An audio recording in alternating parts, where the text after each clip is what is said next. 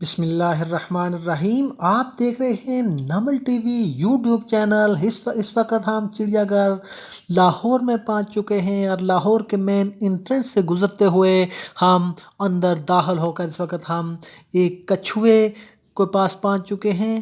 کچھوا اس چڑیا گھر کی خاص شان ہے۔ یہ کچھوا بڑی سلو آہستہ آہستہ چلتا ہے۔ اس کو عربی زبان میں کچھوے کو الجا کہتے ہیں۔ کچھوا خشکی اور تری دونوں میں رہتا ہے۔ کچھوے کی جو زبان ہوتی ہے وہ اس کے سینے میں ہوتی ہے۔ بچے بڑی شوق سے یہاں چڑیا گھر میں آتے ہیں اور کچھوے کو دیکھتے ہیں، کچھوے کی چال کو دیکھتے ہیں اور اس سے محظوظ ہوتے ہیں۔ کچھوے کا گوشت کھانا حرام ہے، تاہم کچھوے کا گوشت دل اور جگر کے امراض کے لیے بہت مفید ہے۔ کچھوے کو اگر کوئی خواب میں دیکھتا ہے تو اس کے دولت مند ہونے کی طرف یہ ایک اشارہ ہوتا ہے۔ یہاں پر چڑیا گھر میں کافی کچھوے پائے جاتے ہیں، جس طرح یہ چھوٹا سا کچھوا موجود ہے۔ یہ کچھوا اپنا شکار بھی بڑے ہی عجیب و غریب طریقے سے کرتا ہے۔